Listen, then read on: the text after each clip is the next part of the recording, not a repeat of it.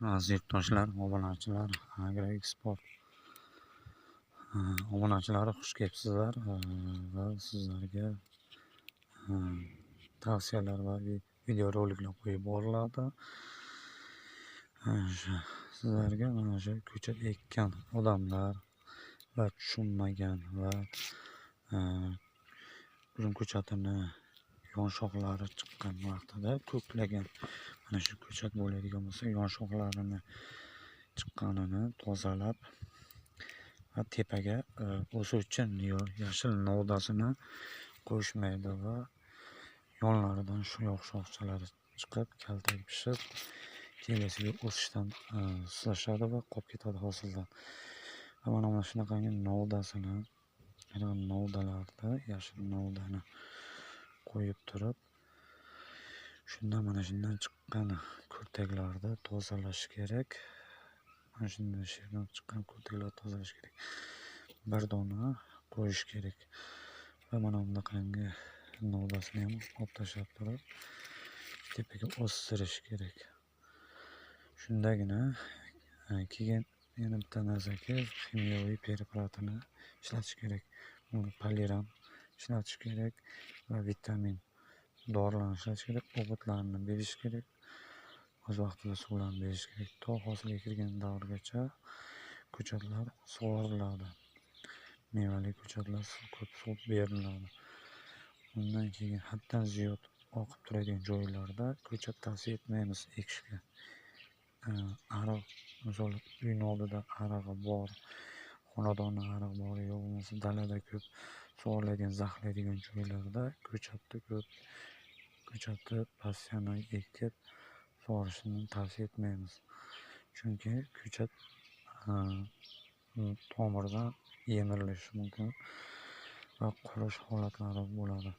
Norma holati va qizdarilib o'stiriladi.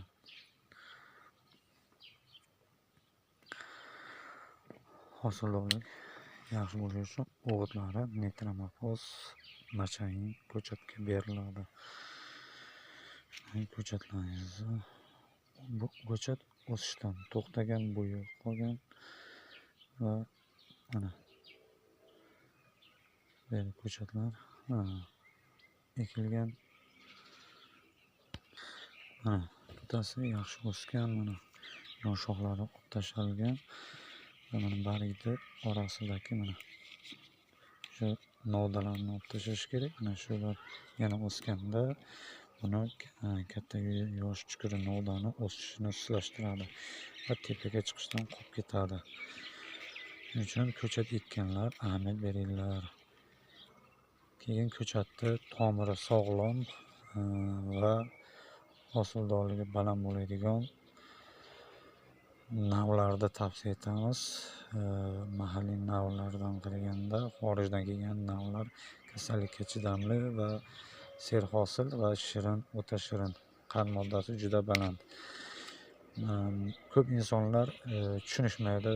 O'zimizda Husaynlar yaxshi, navlar yaxshi deydi. Noto'g'ri fikrda bo'lishadi va 4 yil 5 yil kutishadi. Ulardan o'zimiz mahalliy Husayni navlarimiz yaxshiroq, lekin buqoq kasalligi tushadi. Buqoq kasalligi ko'p sug'organimizdan sababli normasidan oshib ketgandan keyin buqoq kasalligi tushadi, sho'r kasalligi tushadi. Xomto'y o'z vaqtida bo'lmaydi. Texnologik ishlari olib borilmaydi va sifatsiz uzum bo'lib qoladi. Va ham Husaynimizni donlari ko'p yirik qilmaymiz. Salgina yaxshiroq qilganimizda ham yirikroq qilmaymiz. Hosilini ko'p qo'yamiz. Tutibga 400 kilo, 500 kilolar qilib qo'yamiz. Yosh daraxtni 10 yashardan to 20 yasharni xuddi shunday qilamiz. Yosh daraxtni o'zida ham 2-3 yillik, 4 yillik daraxtlarimizni o'zida ham hosilni ko'p qo'yamiz. Shu sababli hosil mayda xil bo'lib ketadi, boshi gram bo'lib qoladi, kilo vazn bo'lmaydi, sotishda qiynaladi va bozorga olib chiqqanda ham narxi past narxda ketadi. Shunga ahamiyat beringlar. Yangi navlar, sinovdan va tajribadan o'tgan navlar, ko'chatlari bor. Istaganda aloqaga chiqishingiz mumkin. Bizlarda ko'chatlar ishonchli va kafolatli garantiyali navlari bor.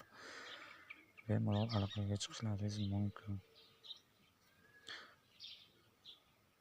Tomiri sog'lom, o'sishi yaxshi, rivojlanishi yaxshi, kelajakli ko'chatlar bor.